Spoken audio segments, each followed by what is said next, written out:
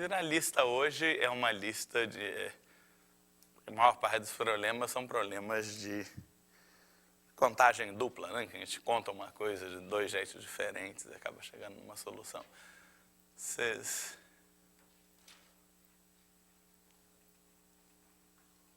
Então, tem uma sugestão dos monitores, muito boa, devia ter fazendo isso há muito mais tempo, que é conseguir voluntários para resolver os problemas no quadro. Vocês fizeram alguns já de manhã, né? Já discutiram alguns. Por exemplo, tem alguém que quer fazer Vamos ver. Faz de novo, mas vamos lá. Então, vocês já fizeram, já discutiram? Vamos fazer.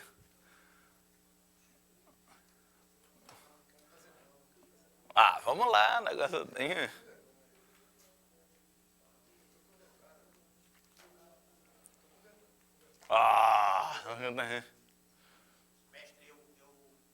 Voluntário? 4 você é candidato a fazer. Muito bem. Vamos falar que no 4 você tem uma solução particularmente bonita. Essa com gráfico do negócio. Isso, muito bem. Então tá bom. Temos candidato. Então, temos voluntário para o 4. Para o 1 não tem. Mas então vocês falam daí, eu escrevo, eu fico de redator. Como é que faz o 1? Vamos lá. Mas isso eu já tenho feito, né? De funcionar como redator de soluções de vocês. Eu fiz uma coluna, eu fiz uma tabela. É desse dos comitês, né? Você tem várias pessoas, tem um comitêzão, mas tem vários subcomitês. Então, isso. E como é que é? Cada subcomitê tem 6 membros e cada pessoa pertence a exatamente 3 subcomitês. Isso. E aí eu separei, botei na tabela, membros e subcomitês. E que a soma das linhas na horizontal tem que ser igual à soma das linhas na vertical. Então,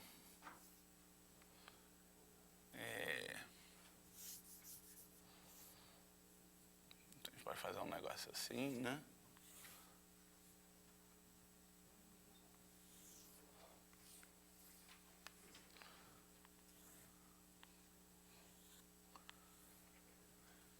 Aqui são as pessoas, digamos. E aqui são os subcomitês. Então, pessoas tem P1, P2, P3, PM. E aí tem a lista dos subcomitês a qual elas pertencem. Então, tem o subcomitê C1, C2, CK, digamos, né? E aí você pode marcar com xzinho, ou com 1 e 0, tanto faz, né? Pode fazer uma tabela. Como é que você faz? Você marca com x ou com 1? O que é que você faz? Eu marquei com X. Marcou com x se a pessoa pertence a um subcomitê. Então, digamos, C1 tem essa pessoa aqui, essa aqui, essa aqui, essa aqui, essa aqui, essa aqui. Você tem 6 pessoas em cada subcomitê, né? E assim por diante, né? Tá, e aí? E cada pessoa participa de 3 subcomitês. E cada pessoa participa de 3 subcomitês. Muito bem.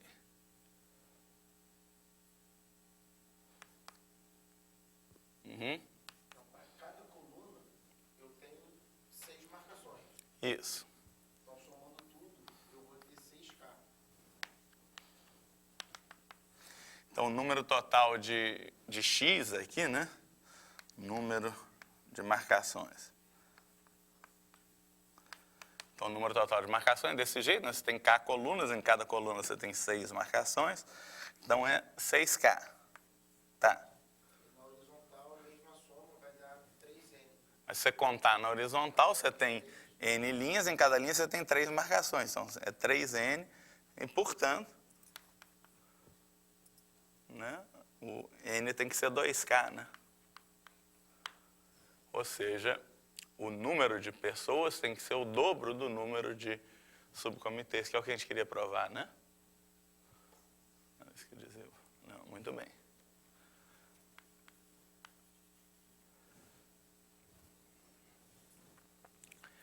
Então, a gente contou de 2 jeitos diferentes o número total de marcações. Cada marcação é um par, né? Pessoa, subcomitê, tal que a pessoa pertence ao subcomitê. Tá? Muito bem. Então, começamos com um programa bem simples. Vamos para o segundo. O que diz o segundo? Na cidade de Petrópolis, há 7 telefones. O candidato a prefeito prometeu que ampliaria a rede de telefonia de modo que cada um dos 7 telefones esteja conectado diretamente a exatamente 5 outros telefones. É possível que ele cumpra a promessa? E aí? Não, é caô, né?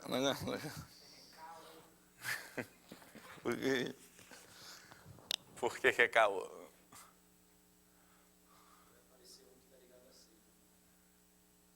Não dá, né? Porque o número total de ligações entre telefones não ia ser inteiro, né?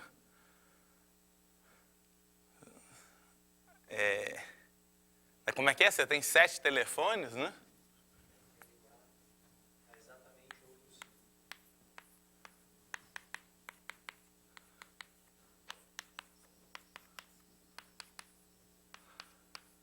Se cada telefone está ligado a outros 5, a sugestão... Então, como é que faz, né?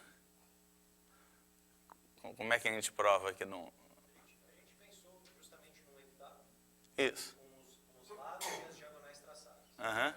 Basta que a gente apague uma dessas, olhando para cada vértice, a gente precisa apagar uma dessas linhas. Né? Porque aí ele está ligado a 6, né? É. Aí a gente viu que quando a gente foi fazendo escolhas, e a gente viu que ia sobrar um que está ligado com 6. E se você apaga um dele, alguém vai ficar ligado com 4. Mas isso é um método meio de tentativa e erro, né? Você tem... Não? Porque assim, não importa qual linha que você apague, você sempre vai utilizar 2 vértices. Né? Pode ser lado, pode ser diagonal. Os casos são diferentes, mas o número de casos em cada caso é igual. A gente pensou, Não fiquei muito convencido ainda não. Vamos ver.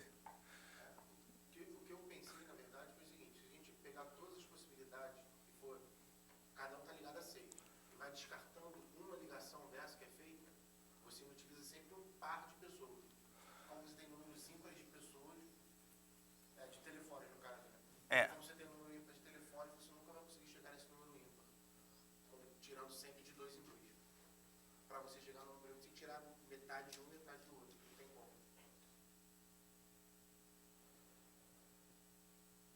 Eu entendi mais ou menos, mas eu ainda gosto mais do... Eu estava aí mais cedo quando eu vi eles fazendo esse negócio. Aquele método que você disse que é tentativa e erro, na verdade, o argumento, você pode ir riscando do jeito que eles escreveram, ir riscando, isso parece um caso particular, mas uma outra ordem de riscar, você rearruma os vértices recaindo na anterior. Então, Mas como é que prova isso?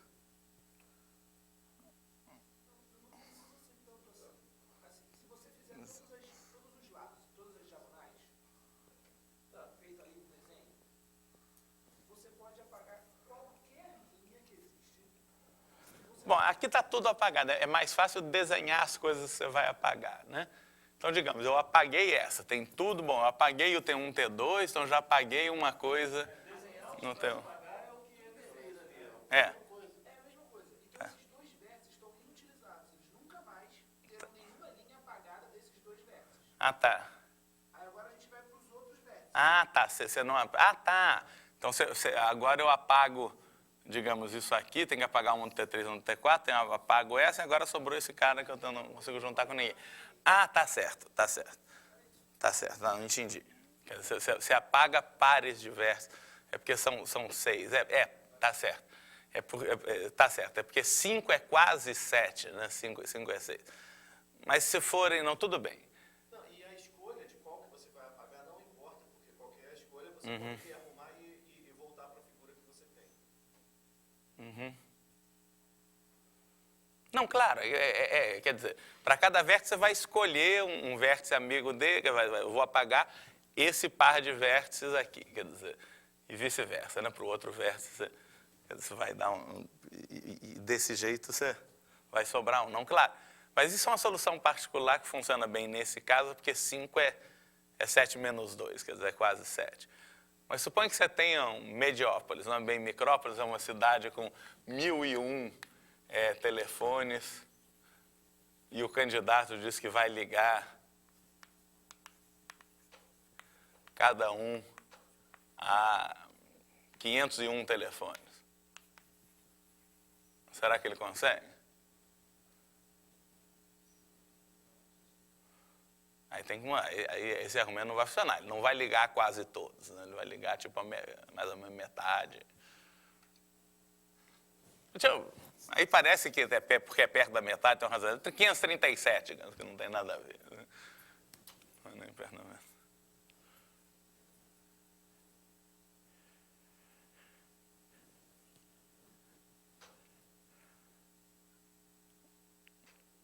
É um filme que tem um argumento, que é um argumento parecido com o da sugestão que eu dei, que resolve os dois problemas. Está correta a solução de vocês, correta, está bacana. Só parear. Mas, então mudei um pouco os números do problema, para uma cidade um pouquinho maior, com um pouquinho mais de telefone. A informação é que também é caô, não dá para fazer isso. Também não dá com esses números. É.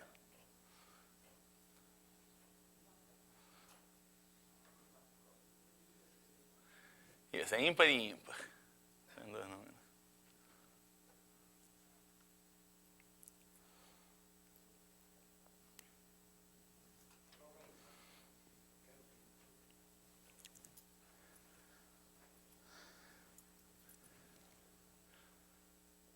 O que eu sugeri fazer? Eu sugeri para olhar para conjuntos com dois elementos, conjuntos de dois telefones com T1 e T2 ligados. E são objetos, conjuntos com dois elementos são objetos parecidos com pares ordenados de dois telefones, um T1 diferente de T2, T1 e T2 ligados. Quantos pares ordenados desse tipo a gente tem?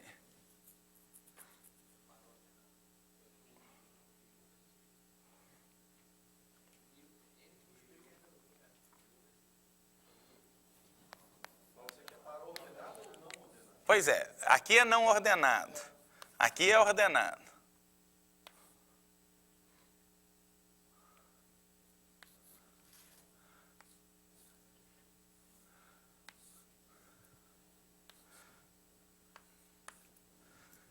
Então, aqui é o número de conjuntos de dois elementos, aqui é o número de pares ordenados. Qual que é a relação entre esses dois números? Entre o número de conjuntos de dois elementos e o número de pares ordenados?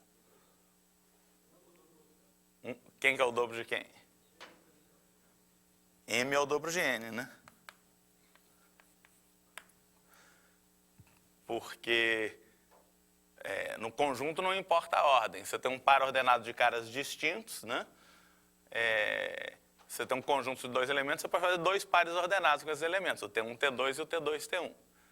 Né?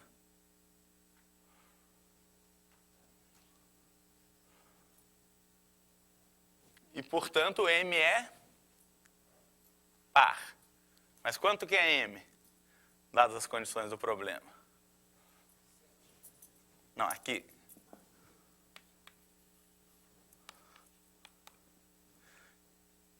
Quantos telefones a gente tem? E cada telefone está ligado a?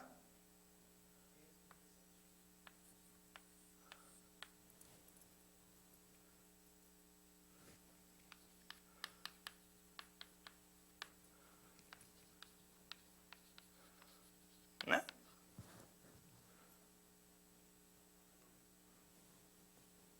Cada telefone está ligado a 537, porque dado o T1, você tem 537 escolhas para o T2, tem 537. Né? É isso. Você poderia fazer a mesma coisa no outro caso, né? Cada um dos 7 telefones está ligado a outros 5, você ia ter 35 pares ordenados de caras distintos ligados. Né?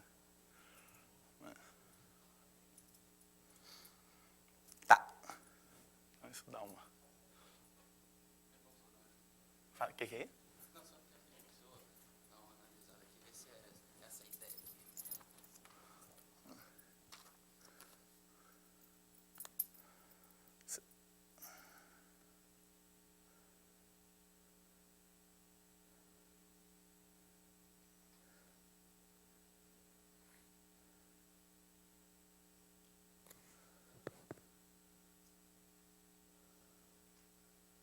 Você escreveu 35 diferente de 2 vezes 7? 3 vezes 5. Hã? É. Mas por que teria que ser 2 vezes 7? Não, isso aqui eu comecei a fazer a conta na mão. Isso aqui eu fiz depois para provar qualquer número. Não, mas aqui você disse que 35 diferente de 2 vezes 7. É 5 ligações Sim, contadas mas 7 vezes. eu não entendi esse 2 vezes 7. Porque cada ligação contada 2 vezes. Por causa do par. T1, T2, T2, T1, é a mesma coisa. Não, tá certo, quer dizer, mas o argumento é que 35 não é par, mas não teria que ser 2 vezes 7. Aqui embaixo, depois que tem que ser par. É, mas 2 vezes 7 é que não tem a ver, né? É um pouco, é mais ou menos aí, equivalente a isso. Eu acho que está um pouquinho confuso, porque às vezes 2 vezes 7, mas é basicamente isso. É. Isso que eu falei. Muito bem. Muito bem, muito bem. Vamos para o 3? Como é que faz o 3?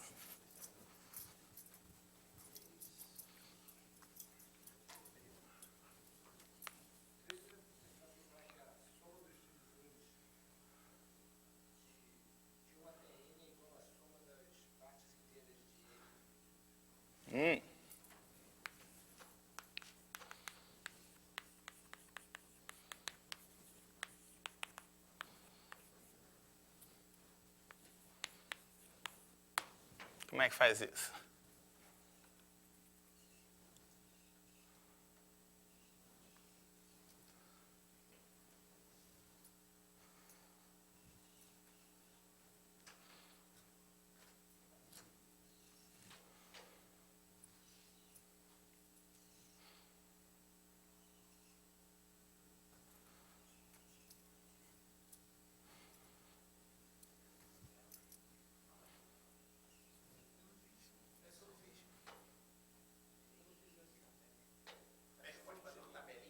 Numera as linhas de 1 a N. E aí você vai colocando quem é divisor de quem. Por exemplo, lá em cima 1. Vamos, tabelinha, numeramos as linhas de 1 a N, fazemos mais o quê?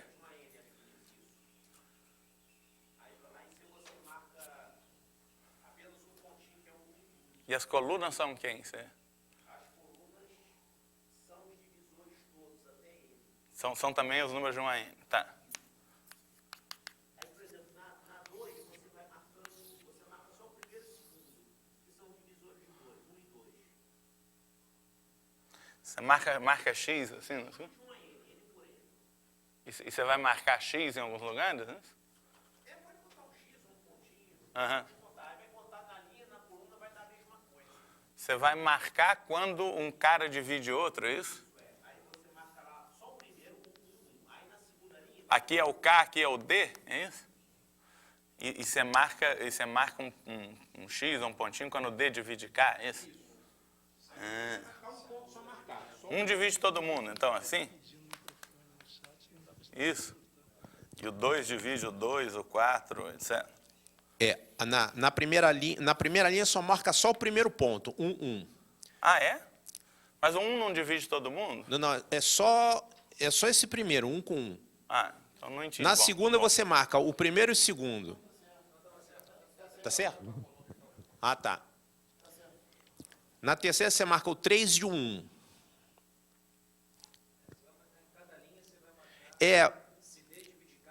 Isso, você, por exemplo, na terceira linha, você está contando o 3. Aí, quem são os divisores de 3? 1 e 3. Então, você vai marcar só o primeiro ponto e o terceiro. Sim, mas isso eu tô... na linha, sim. É que eu tô fazendo ao contrário. Tá, aqui eu só marquei o 1. Aqui eu estou marcando o 1 e o 3, isso. Daqui atrás eu não estou enxergando. Aham. No 2 eu marquei 1 e o 2, não marquei mais ninguém. Isso. No 4 eu marquei o 1 e o 2 e o 4. Aham. Isso. Tá. Tá bem. Aí você, somando por linha e somando coluna, você vai achar duas quantidades que são iguais. Uhum. Sim. Número total de marcações. Você, num sentido, vai encontrar a soma dos divisores de todo mundo. Então vamos lá, vamos somar por colunas, né? Por exemplo, divide todo mundo, aqui dá N. O 2 divide o 2, o 4, o 6, etc. Quantos caras o 2 divide entre 1 e N? N sobre 2, mas tem que arredondar, então é parte inteira de N sobre 2. Arredondado para baixo.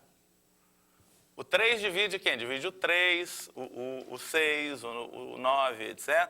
Divide N sobre 3, arredondado para baixo. Etc. Bom, o N só divide o N, que é N sobre N, que é a parte inteira de N sobre N. Então, o número total de marcações, por um lado, você conta em cada coluna. A primeira coluna é N, depois N sobre 2. Então, é N mais N sobre 2, mais N sobre 3, tudo parte inteira. É o tal somatório que aparece aqui, a soma de R igual a 1 até N de parte inteira de N sobre R. Aí eu escrevo assim, colunas. Mas também aí a gente olha nas linhas. O 1, aqui na primeira linha só tem um 1, que é 1, que é D de 1, que é o número de divisores de 1, que é 1, né? O 2 tem 2 divisores, que é D de 2, o número de divisores de 2. Aqui é D de 3. Aqui é 3, que é D de 4. Assim por diante, aqui é D de N. Sei lá quantos divisores tem o N. Mas é o número de divisores de N. É a soma de K igual a 1 até N de D de K, olhando para as linhas. E acabou, né?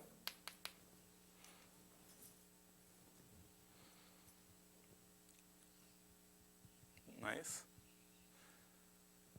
Então você conta de dois jeitos diferentes o número total de marcações. Ou como diz a dica, você está contando de dois jeitos diferentes o número de pares ordenados DK, com D e K entre 1 e N, tais que D divide K. Né? É a mesma coisa, né? Isso é a popular técnica da contagem dupla, que é o tema principal dessa lista.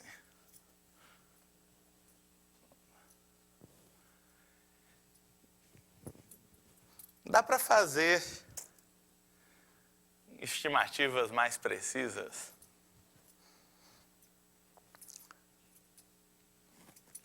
para esse negócio? Então eu vou só aproveitar que a gente está falando nisso, né? Eu vou extrapolar um pouquinho, Vamos olhar um pouco para essa quantidade, né? Uma observação, né? Isso não faz parte do problema, mas vamos olhar para soma de R igual a 1 até N de parte inteira de N sobre R.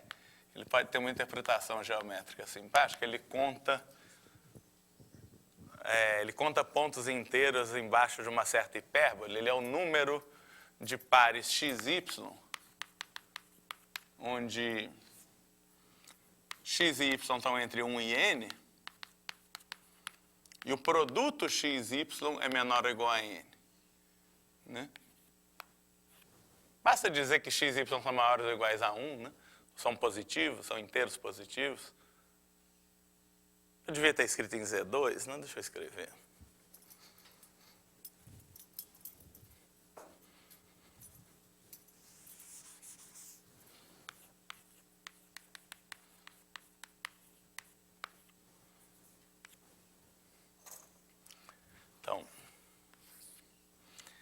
Então você tem uma hipérbolezona aqui, que é xy igual a n.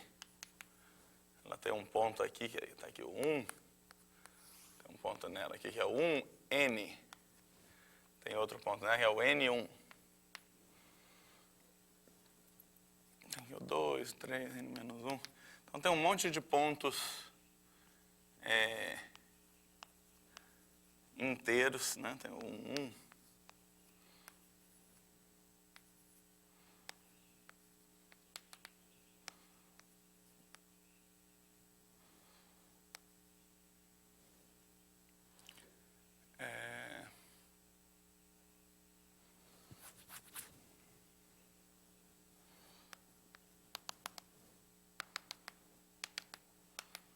um monte de pontos inteiros embaixo dessa hipérbole. Né? Então, essa conta, né? Porque quantos pontos, se você faz x igual a r, né?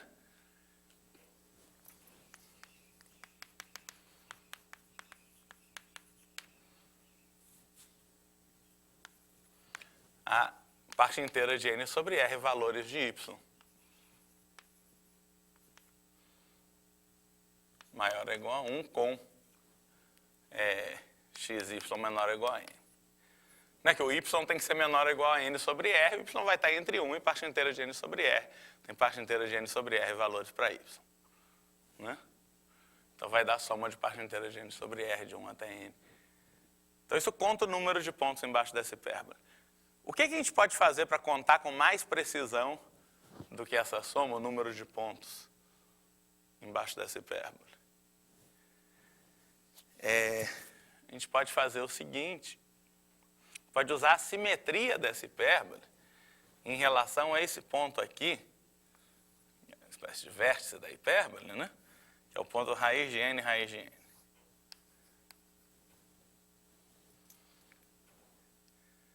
Essa conta aqui que se xy é menor ou igual a n, ou x é menor ou igual a raiz de n, ou y é menor ou igual a raiz de n.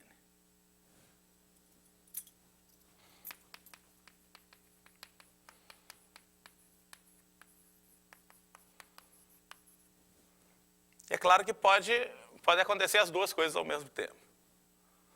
Né?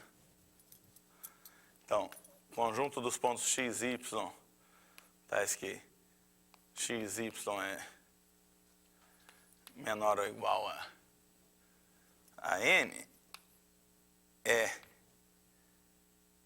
não é que eu vou chamar de conjunto A, talvez,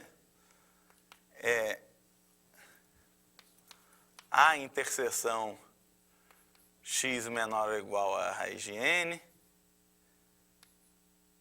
união a interseção y menor ou igual a raiz de n. Pelo menos uma das duas coisas tem que ser verdade. Então, o tamanho de A é o tamanho de A interseção x menor ou igual a raiz de n, mais o tamanho de A interseção y menor ou igual a raiz de n, que são simétricos, né? É esse tamanho aqui mais esse tamanho aqui, menos o tamanho da interseção.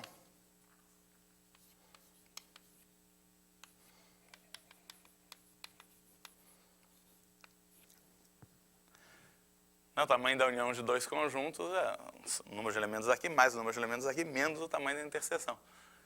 Isso é 2 vezes soma de r igual a 1 até parte inteira de raiz de n, porque se um inteiro é menor ou igual a raiz de n, é menor ou igual a parte inteira de raiz de n, de parte inteira de n sobre r,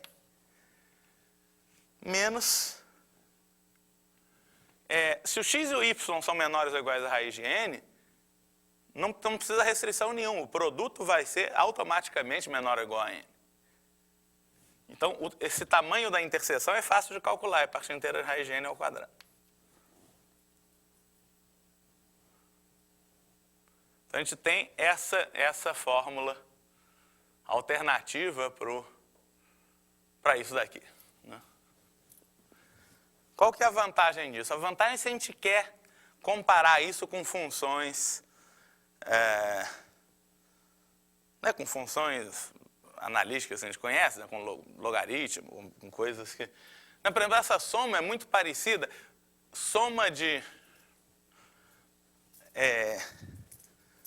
o que a gente faz normalmente, né, é trocar a parte inteira de n sobre r. N sobre r está entre... é menor ou igual a n sobre r, naturalmente, é maior que n sobre r menos 1. Então, o que a gente escreve em geral é que n sobre r, é que parte inteira de n sobre r é n sobre r mais um erro limitado, que a gente escreve em geral como O grande de 1. Então, essa soma, né, soma de r igual a 1 até n de parte inteira de n sobre r, em geral é uma coisa que a gente escreve como, né, quando a gente usa isso aqui é soma de r igual a 1 até n de n sobre r mais O de 1. Isso é n soma de r igual a 1 até n de 1 sobre r, mais O de n. E acontece que soma de r igual a 1 até n de 1 sobre r, né? Vocês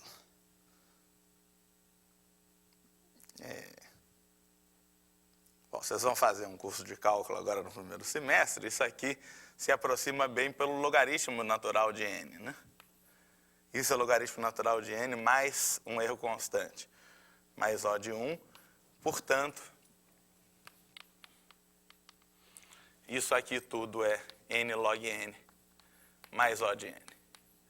Então, essa soma aqui, soma de d de k igual a 1 até n, é tipo n log n mais O de n, ou seja, na média, né, se tirar a média dos valores de d de k entre 1 e n, dá tipo log n, com erro constante. Muito bem, qual que é a vantagem dessa conta que eu fiz? Bom, na verdade dá para melhorar isso daqui. Tem uma constante que chama constante de Euler, tal que uma soma desse tipo, assim, isso é uma soma parcial da chamada série harmônica, que diverge, né, que tende a infinito. Soma de R igual a 1 até n de 1 sobre R é um pouquinho maior que log n, né? Ela é tipo log n mais gama mais O pequeno de 1. Quer dizer, O pequeno de 1 é uma coisa que tende a zero. Então, na verdade, o erro é O grande de 1 sobre n. Quer dizer, você tem um erro que tende a zero, na verdade, ele tende a zero como 1 sobre n, né? Onde gama é uma constante. Gama é tipo 0,577 alguma coisa, é a constante de Euler.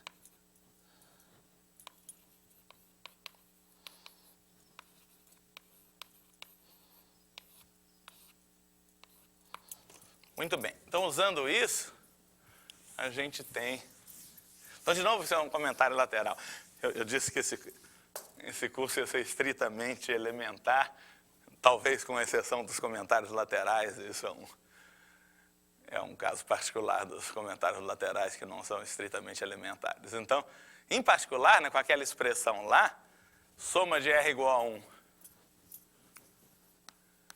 até raiz de n, né, até parte inteira de raiz de n, de parte inteira de n sobre R, é soma de R igual a 1 até parte inteira de raiz de n sobre R mais O de 1. Isso é n soma de R igual a 1 até parte inteira de raiz de n de 1 sobre R mais O de parte inteira de raiz de R. Qual que é a vantagem de raiz de n, perdão? Qual que é a vantagem disso? É que a gente tinha um erro que era O de n e agora o erro é O de raiz de n, né? A gente melhorou muito a nossa estimativa do erro. O erro era no máximo n, agora o erro é no máximo raiz de n. O negócio é que a gente tem que estimar isso, né?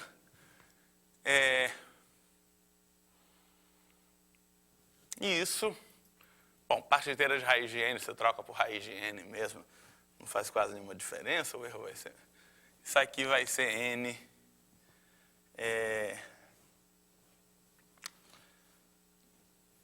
não é por causa dessas estimativas, log de... Bom, então, usando isso, né, o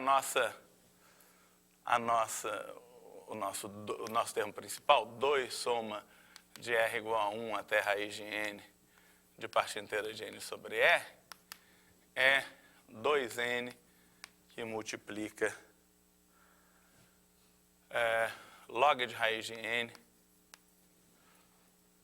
mais gama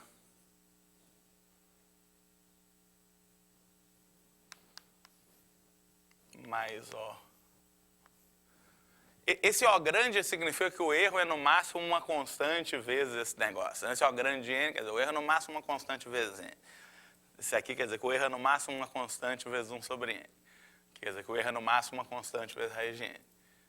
Aqui é no máximo uma constante vezes 1 sobre raiz de n, né? Porque a gente está somando até raiz de n. Então, né, soma de 1 sobre raiz de R, que é isso? 2N soma esse negócio, mais O de raiz de N, né? Tá, aqui eu posso tirar a parte inteira. N vezes O de 1 sobre raiz de N é O de raiz de N também. Log de raiz de N é log N sobre 2, então isso aqui é N log N. Mais 2 gama N, mais O de raiz de N. O de raiz de N mais O de raiz de N é O de raiz de N.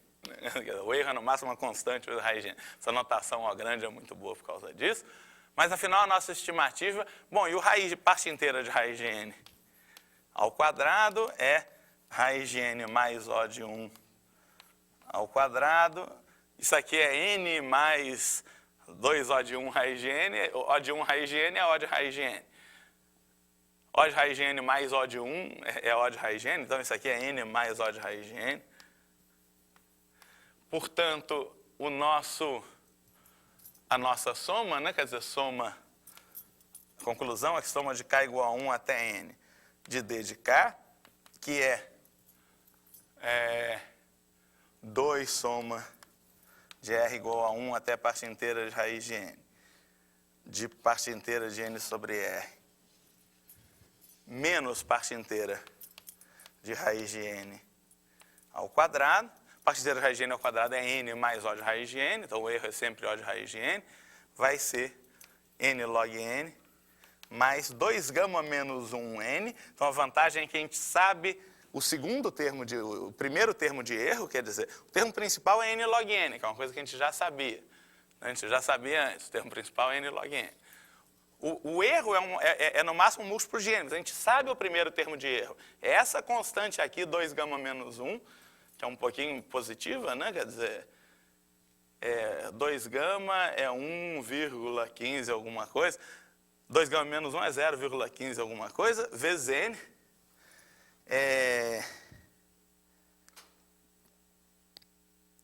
Bom, e o erro passou a ser da ordem de... O erro que a gente ainda não sabe controlar passou a ser da ordem de raiz de N. Então a gente tem uma estimativa bem mais precisa para essa soma dos divisores, e o erro passou a ser da ordem de raiz de N. A gente precisou de estimativas um pouco mais sofisticadas para as somas parciais da série harmônica, mas que tem em muitos livros de cálculo, já coisas mais ou menos padrão sobre somas superiores de integrais e tal. Tem constante de Euler é bem famosa. Isso aí com essa definição da constante de Euler, né? Vocês podem procurar na Wikipedia Euler constant. O constante de Euler deve ter. Muito bem. Então, só um. Então, na volta, vamos ter a solução dele do problema 4. Temos um intervalinho para beber água. Paramos para...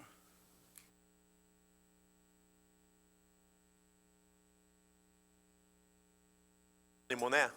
Aluno não tem nome, aluno é aluno. É aluno Laércio, tá? Valeu. A gente aqui sufocou o Gugu, botamos ele ali amarrado. Eu vou resolver o probleminha aqui, tá? Pode ir, mestre? Pode ir. Problema da pista, né? Para dar uma volta, tem que botar gasolina e tudo mais. Lembra o enunciado um pouquinho? Enunciado. Alguém pode ler o enunciado, gente?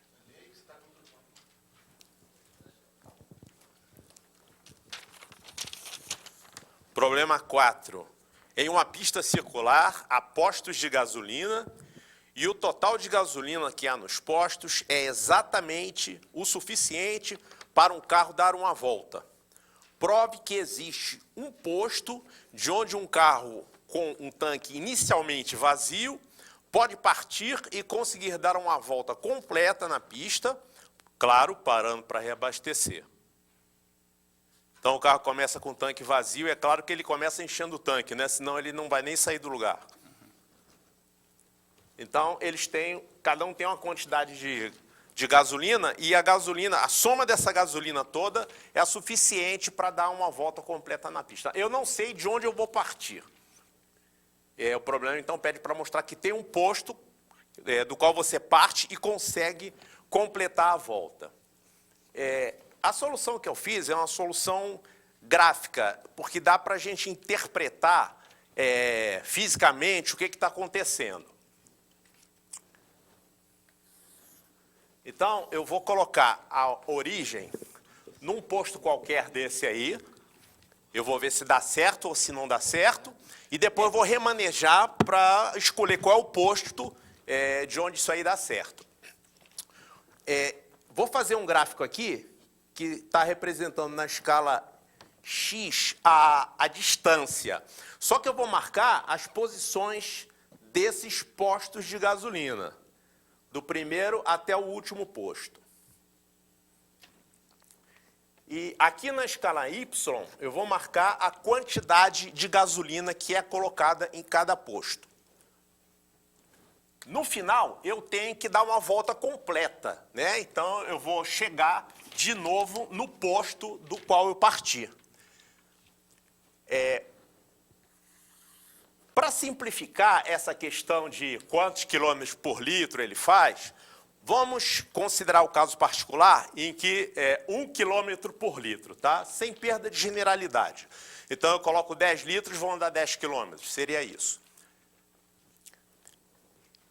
Então, no início eu parto aqui da origem e no final eu vou chegar aqui com uma volta completa, que eu vou representar assim, com a reta y igual a x. Agora vamos tentar entender o que acontece aqui. Eu estou aqui nesse primeiro posto, eu vou colocar uma certa quantidade de gasolina. Então aqui eu ainda estou no mesmo lugar, mas agora eu estou com essa quantidade de gasolina aqui.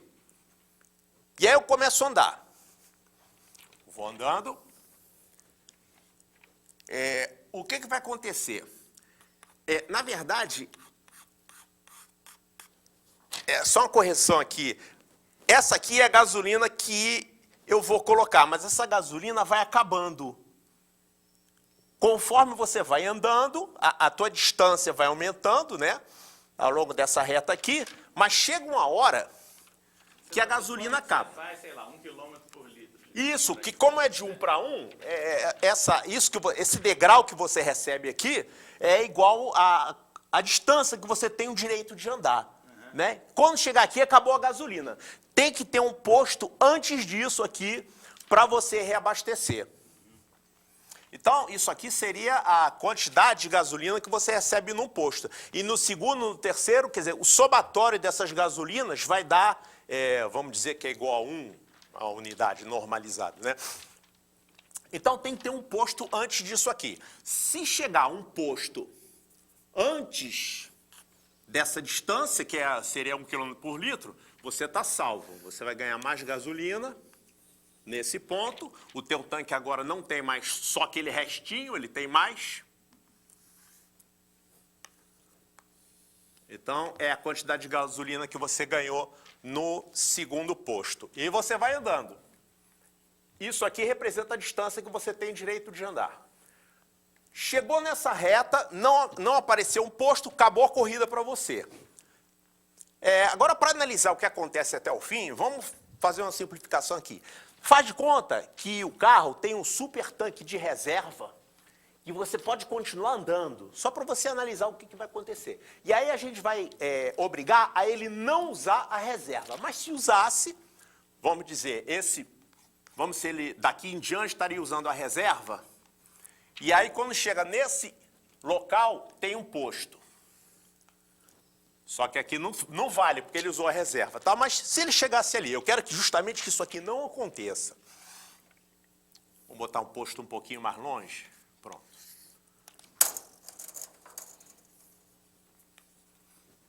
Tá, então, nesse instante, eu tenho um posto, vou receber mais gasolina. Aí, digamos que você recebe essa quantidade de gasolina aqui, Ainda ficaria aqui na reserva, né? Ganhou a gasolina, mas vamos que ele continua andando. Chegou aqui nessa distância, tem o último posto, e aí ele vai receber a última gasolina, que vai dar uma soma de gasolinas igual a esse máximo aqui.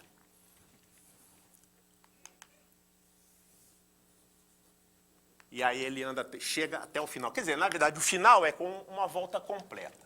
O que a gente tem que obrigar a acontecer? Que não aconteça isso aqui. Que ele nunca fique abaixo dessa reta. Se ele partir de um ponto de tal forma que ele vai estar sempre acima dessa reta, como nessa situação, isso aqui não vai acontecer. E aí a gente pode esquecer o tanque de reserva, considerar que ele iniciou zerado. Se você garantir que ele ficou sempre acima dessa reta, então deu para chegar até o fim da volta completa sem usar a reserva. Então, qual é a condição que a gente vai usar? Veja bem que se a gente fosse repetindo, considerando várias voltas, esse gráfico iria se repetindo, né? Quer dizer, a mesma sequência da posição desses pontos, ela continuaria a partir daqui. Então, como que eu vou encontrar esse ponto ideal de onde você tem que partir e começar para a gasolina não acabar? Você vai pegar de todos esses pontos que estão em torno dessa reta aí, Y igual a X, e vai pegar qual é o que está mais longe dessa reta. Na verdade, o mais longe dessa reta, você iria tabular esses pontos, calcular valores em termos de quantidade de gasolina e distância, e ia determinar esse ponto. Como é a quantidade fina...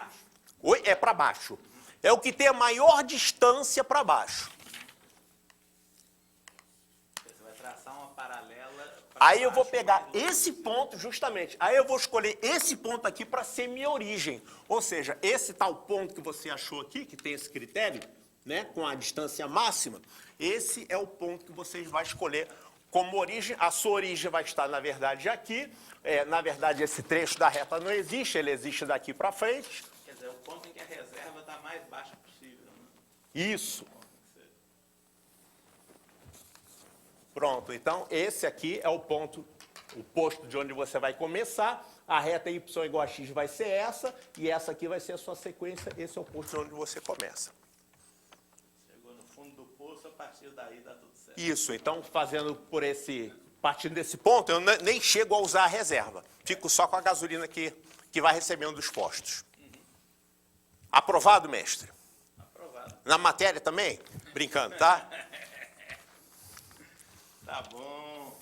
Muito bem. Muito bem, muito bem. Né? Vamos lá. Maravilha.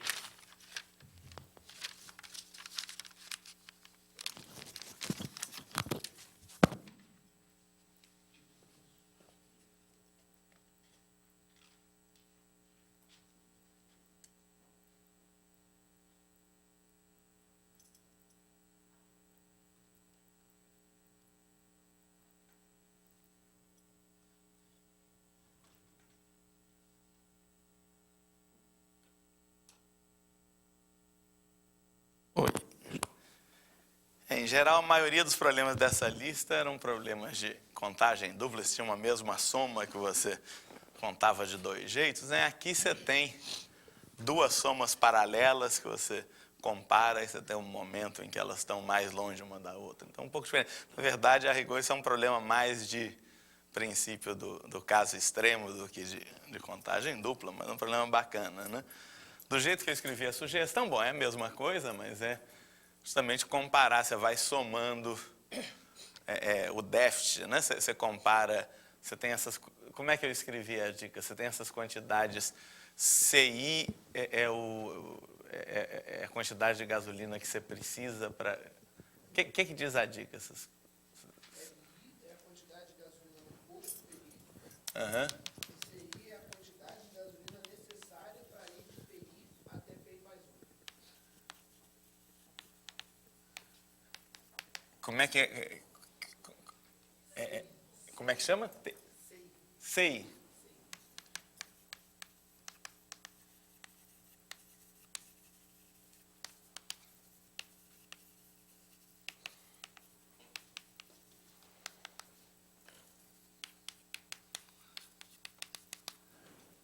E como é que são os postos? São P1, P2, PN? Isso. Tá. Tá, e aí eu olho para essas quantidades, né? Soma de igual a 1 até K, de LI menos CI. Eu chamo isso de alguma coisa. De que eu chamei? Eu chamei isso de algum nome? Não. Não, tá bom, deixa eu chamar de XK, então.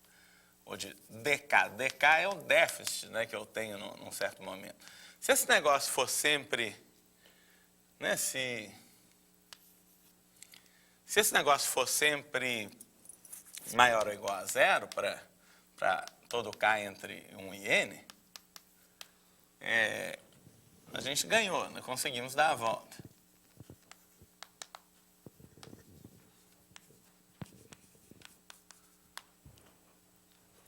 Né, porque quer dizer que você sempre tem, em qualquer momento, mais gasolina no carro do que a quantidade de gasolina que você precisa para andar o próximo trecho, né? Não, porque no primeiro momento você bota L1, né? Você enche o tanque no primeiro posto, quer dizer, você tem a quantidade de L1 de gasolina, você consegue andar distância L1, mas você precisa, quer dizer, você precisaria de C1, mas se L1 menos C1 é maior, L1 é maior ou igual a C1, tá bem, né? E aí ainda sobra L1 menos C1. E você ainda bota L2, você tem L1 mais L2 menos C1. Se isso for maior ou igual a C2, quer dizer, se L1 mais L2 menos C1 menos C2 for maior ou igual a zero, você consegue, além disso, ir de P2 a P3. E assim por diante, né? Quer dizer, você consegue ir andando, enquanto isso for maior ou igual a zero, você consegue andar o próximo trecho. Se isso for negativo, o que a gente faz é considerar o pior momento possível, né? Se não, tome K menor ou igual a N, tal que DK menor que zero é mínimo. De maneira que não vai diminuir mais. Mas então, se você começar a somar a partir do K mais 1, né? Se você, quer dizer, a ideia é como você está num círculo, né? Definir as coisas a partir daí, né? Que você define Ln mais I igual a Cn mais I. Não, desculpa. Você define Ln mais I igual a Li, Cn mais I igual a Ci, para 1 menor ou igual a I menor ou igual a N, né? Ln mais 1 é o L1, assim por diante. Cn mais 1 é C1. Então você, né, se DK é mínimo,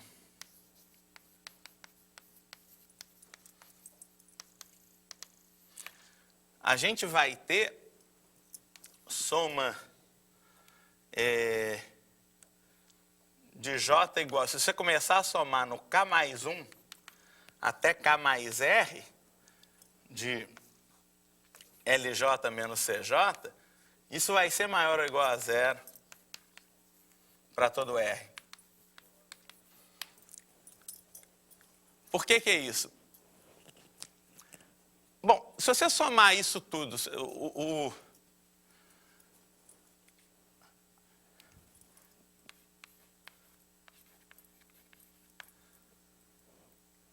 você der uma volta, não é porque senão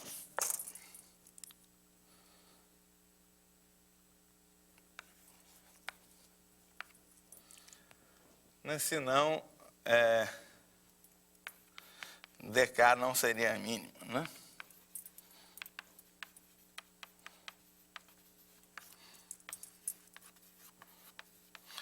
Note que o DN é zero, né?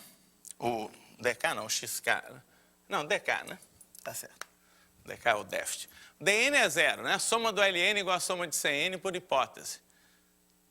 Né? Soma de LI de igual a 1 até N é igual a soma de CI de igual a 1 até N. Né? É a hipótese do problema. Né? A quantidade total de gasolina é suficiente para para dar a volta inteira, né? Então, se você... Quer dizer, o K para o qual o dk é negativo, é mínimo, ele tem que ser menor que n.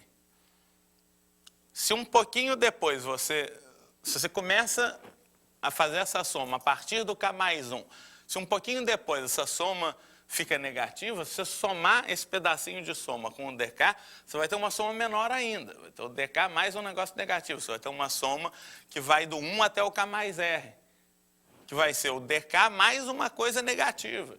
Portanto, vai ser ainda menor que o dk e é uma soma do mesmo tipo. Só que você vai do 1 até o K, depois do K mais 1 até o K mais R, a mesma coisa que do 1 até o K mais R. Quer dizer, você vai ter uma soma mais negativa do que o dk. Você pode dizer, mas o K mais R pode ser maior que N, do jeito que você escreveu. Aí tem a convenção, né, de que passou do N, o Ln mais 1 é o L1, o Cn mais 1 é o C1, tudo bem. Mas você passou do N, a soma do 1 até o N cancela, né? A soma do 1 até o N dá 0. Então você pode cancelar essa soma e considerar como uma soma do 1, 2, 3, do que passar do N, vai dar uma soma de menos do que N termos. E de qualquer jeito você vai ter uma soma menor do que o dk, de novo você tem uma contradição. Quer dizer, você ia ter o dk, que é a menor soma possível, por hipótese, e depois dela uma soma negativa, se existisse alguma soma negativa desse jeito. E, portanto, você ia ter uma soma desse tipo menor ainda do que o dk. Não pode. Porque o dk, por hipótese, é uma soma mínima. Então, isso é uma espécie de formalização desse argumento, mas é a mesma coisa, quer dizer, a partir do momento em que a reserva fica, em que você está no fundo do poço, você só vai se recuperar. E como a situação é periódica, você não vai ficar nunca mais pior do que isso, né? E você consegue dar a volta, são só 2 jeitos de escrever a mesma solução. Mas muito bem, então fizemos esse problema do posto de gasolina. Vamos para o 5? Essa figura, a solução do colégio e tal, e essa combinada com o que você mostrou aí, me fez lembrar de um outro problema, que era um problema de combinatória, que dizia assim, eu tenho um caixa o caixa do ingresso do cinema, o ingresso custa R$5. Eu tenho uma fila com 100 pessoas, das quais exatamente metade tem uma nota de 10 na mão, outra metade uma nota de 5 na mão, e o caixa começa sem troco, né? Aí pergunta-se de quantas maneiras as pessoas podem estar na fila de modo que não haja problema de falta de troco no caixa. Na verdade, digamos assim, dada uma fila qualquer, e as pessoas não necessariamente estão numa ordem que não dá problema, você prove que você pode... Tem uma fila circular, né? Você pode começar... Isso. Não vai dar problema. Dada qualquer ordem circular, você pode quebrar... Dada uma fila circular, você pode começar ela num certo lugar, a partir desse cara aqui vai dar certo, né? Isso, exatamente. Muito bem.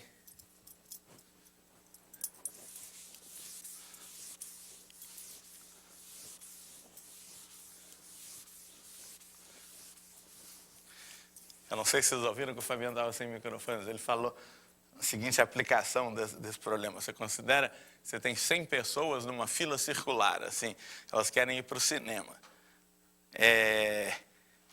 E o cinema, é um cinema fictício, né, que dá mais uma super promoção, assim, que o ingresso é R$5, e dessas 100 pessoas tem 50 com uma nota de R$5 e 50 com uma nota de R$10. E o caixa do cinema não tem troco. Então, o problema é mostrar que você vai cortar a fila circular em algum lugar, para a fila começar em algum sujeito, né? E é sempre possível cortar a fila em algum lugar de maneira que o caixa sempre tenha troco. Você vai começar com um cara que tem uma nota de R$5, e aí, ainda que venha um cara com R$10 atrás, você vai poder dar o troco, etc. Mas de maneira que você sempre tenha troco, você nunca tenha um número maior de caras com R$10 do que de caras com R$5 num dado momento. Você sempre tenha, o caixa sempre tenha notas de 5 para dar de troco quando aparecer um cara com uma nota de 10. Né? Muito bem.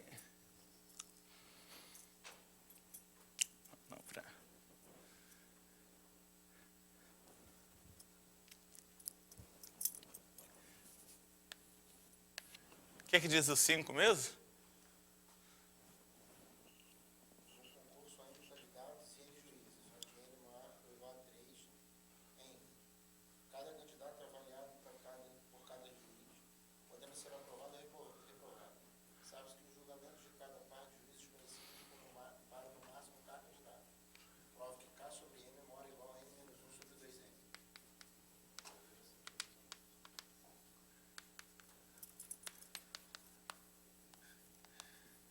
Então, quantos candidatos tem mesmo? N candidatos, né? M candidatos. E N juízes, é isso? E N é maior ou igual a 3 e é ímpar. N maior ou igual a 3 é ímpar. E o que é para provar no fim? K sobre N é maior ou igual a N menos 1 sobre 2N.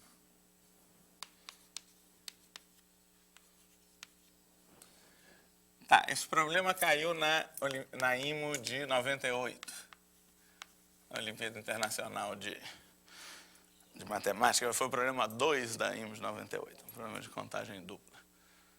E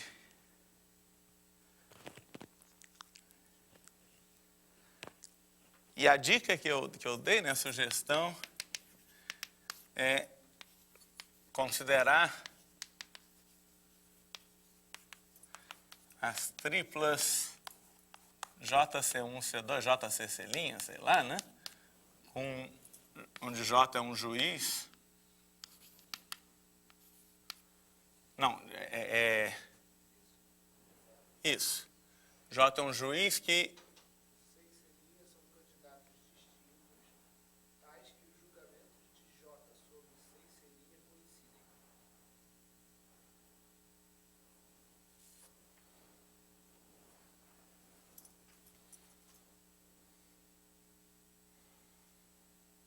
Uhum.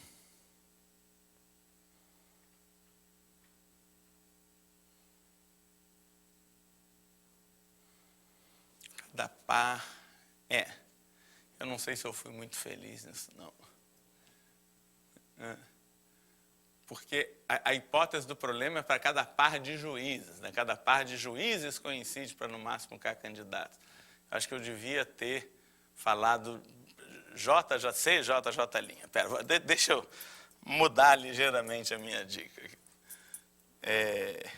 Acho que eu escrevi besteira, escrevi meio rápido assim. Vamos mudar a dica. Porque o problema fala de pares de juízes, né? Eu acho que eu escrevi besteira. Eu acho que a gente devia considerar triplas CJJ', candidato e 2 juízes, tais que J e J' coincidem sobre C. Tá, os julgamentos dos juízes J e J' sobre o candidato C coincidem. Né?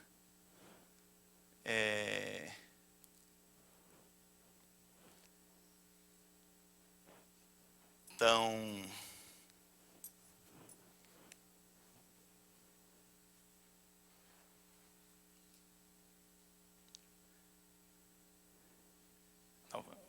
peço desculpas, vou fazer uma versão corrigida das dicas depois para botar na página. Isso eu escrevi muito rápido, escrevi besteira. Não, mas é a coisa natural, né? Porque o problema fala sobre pares de juízes. Né? Cada par de juízes coincide, né? Os julgamentos de cada par de juízes coincidem sobre, no máximo, K candidatos. E o negócio é tentar estimar de 2 jeitos diferentes o número de triplas desse jeito. Né?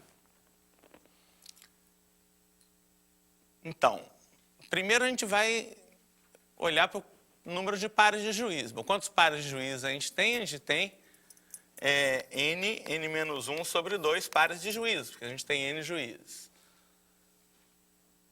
Então, se Nzão é o número de triplas dessas, né, ou T é o número de triplas, é no máximo o número de pares de juízes vezes K, porque cada par de juízes coincide para no máximo K candidatos. Né?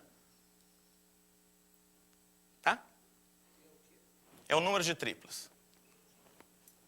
Onde T é o número de tais triplas. Né?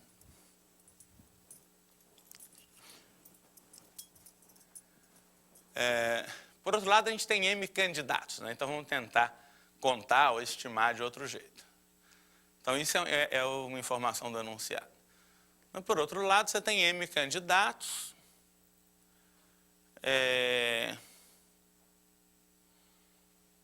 Cada candidato você tem esses N juízes, né? Pergunta é quantos pares de juízes coincidem sobre cada candidato, né? Para cada candidato, né, quando você tem N juízes, né?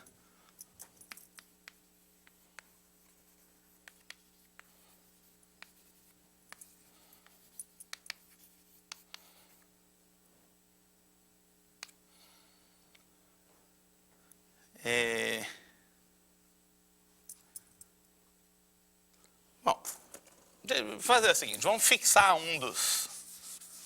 fixemos um dos M candidatos, tá? Digamos que os juízes só podem, aprovar ou reprovar, né? Digamos que R juízes o aprovem e N menos R o reprovem.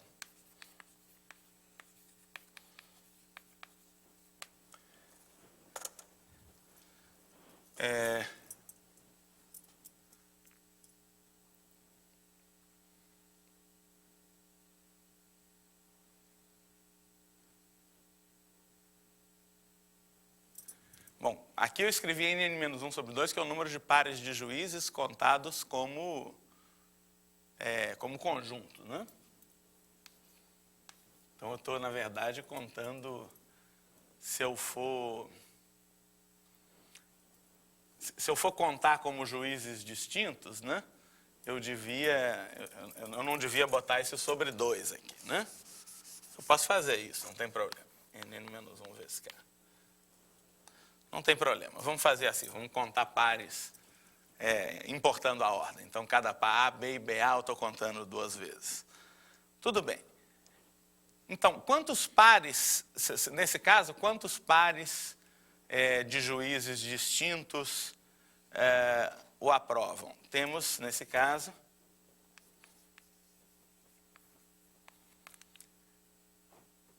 quantos pares de juízes distintos coincidem sobre esse candidato? Bom, tem R vezes R menos 1 pares de juízes que coincidem aprovando, né? E tem N menos R vezes N menos R menos 1 pares de juízes distintos que coincidem reprovando esse candidato, né?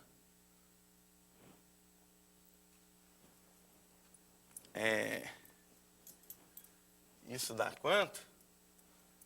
Isso dá 2R2 menos 2R menos 2R mais 1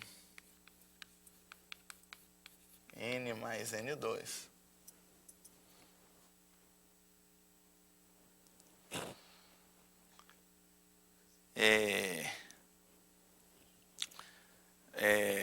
Então, pares de juízes distintos coincidem sobre ele.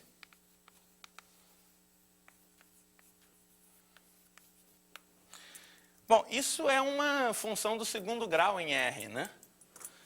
Com a concavidade para cima, assim.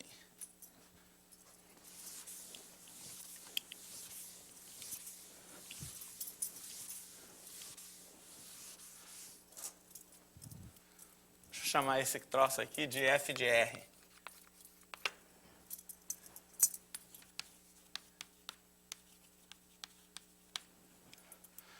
É uma função, né, uma função quadrática convexa, né, de R.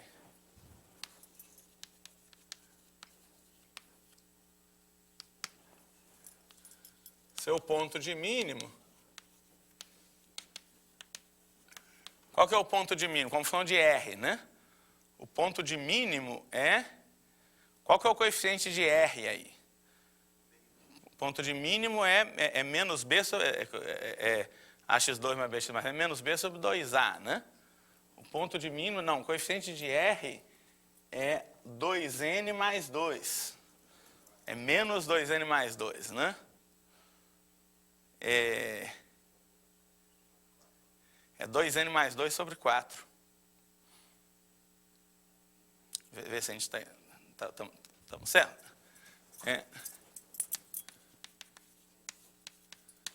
Que é N mais 1 sobre 2. N é ímpar, né? N é ímpar, muito bem. Então, N mais 1 sobre 2 é inteiro, tá ótimo. Então, deixa eu... Não, peraí. Isso não pode ser... R...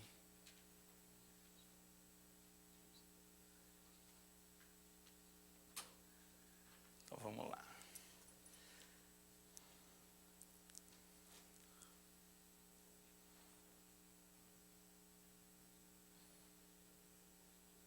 Ah, não, aqui é R mais 1.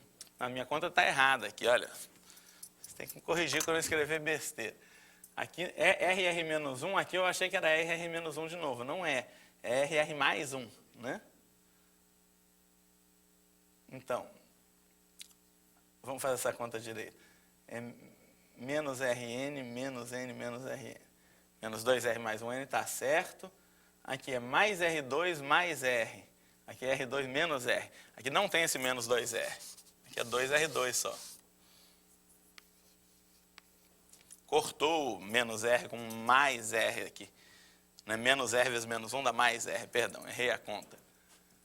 Como eu errei a conta, o coeficiente de R ali é simplesmente menos 2N, quer dizer, vai dar 2N sobre 4. Opa! 2N sobre 4, que é N sobre 2. N sobre 2 não é inteiro, N é ímpar. Então, para inteiros, né, o valor mínimo para R inteiro, o valor mínimo de f de R é atingido no valor de R mais perto possível aqui do vértice, né? Que é em R igual a N menos 1 sobre 2 e em R igual a N mais 1 sobre 2, que dá a mesma coisa. Né? Se tem uma parábola, o vértice está aqui no ímpar dividido por 2, né? Você tem dois inteiros do lado, que são o N menos 1 sobre 2, o N mais 1 sobre 2. O valor mínimo nos inteiros está atingido nesses dois caras. Né? Se você quiser, isso é mais claro ainda, se você escrever f de R como 2 vezes R menos N sobre 2 ao quadrado, né, vai ficar R2 menos Rn mais N2 sobre 2.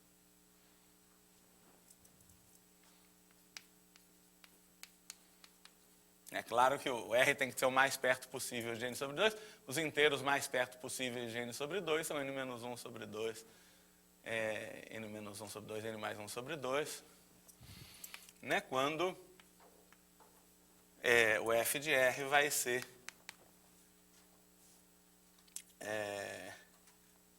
bom, se a gente substituir aqui, né? Vai ficar 2/4, vai ser meio mais N2 sobre 2 menos N, né? Quer dizer, vai ser N2 menos 2N mais 1 sobre 2, que é N menos 1 ao quadrado sobre 2. Então, esse é o valor mínimo de f de R. Tá? Portanto, o número de... Para cada candidato, o número mínimo de coincidências, quer dizer, o número mínimo de pares, JJ' que coincidem sobre ele, é isso. É N menos 1 ao quadrado sobre 2. Assim, o número de triplas é maior ou igual a M vezes N menos 1 ao quadrado sobre 2. De acordo? Porque para cada um dos M caras, você tem no mínimo N menos 1 ao quadrado sobre 2 coincidências sobre ele. Você tem no mínimo N menos 1 ao quadrado sobre 2 pares de juízes que coincidem sobre ele.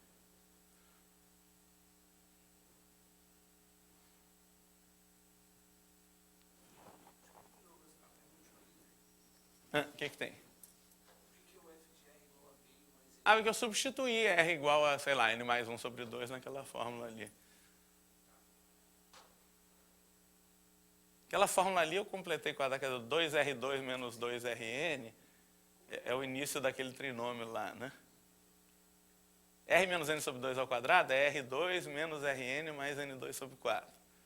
Multiplica por 2, vai dar 2R2 menos 2Rn mais N2 sobre 2. Se eu somar N2 sobre 2, vai ter um mais N2. Fica faltando menos N, que é aquilo lá. Aí eu substituí R igual a N mais 1, fica meio lá. Meio ao quadrado é 1/4, 2 vezes 1/4 é meio, que é meio mais N2 sobre 2 menos N. Aí eu só igualei os denominadores e fatorei o N2 menos 2N mais 1. Quer dizer, isso vale para cada um dos M candidatos. Então é só multiplicar isso por M. Então T é maior ou igual que isso. Como T é menor ou igual que aquilo, isso tem que ser menor ou igual que aquilo. Né? E logo, isso que é N menos 1 ao quadrado sobre 2, tem que ser menor ou igual a T, que é menor ou igual a N menos 1K. Aí corta o N menos 1, portanto, se você passar para lá, né, o K sobre M, bom, se você cortar o N menos 1, passar um N para baixo, fica N menos 1 sobre 2N é menor ou igual que K sobre M. Que é o que a gente queria, né? Então, vamos lá. Contagem, em vez de contar, é uma descontagem. Em vez de fazer uma contagem dupla com igualdade, a gente faz uma estimativa dupla. A gente faz duas desigualdades, mas de um jeito diferente. A gente estima de dois jeitos diferentes esse número de triplas. E eu queria pedir desculpas para vocês e para os espectadores sobre a dica mal escrita, né, sobre quais triplas tinham que contar. E, obviamente, os pares são de juízes, não de candidatos. Pares, dois juízes e um candidato, não dois candidatos e não juízes. Mas bom, é isso, né? Acho que está bom por hoje. Obrigado pela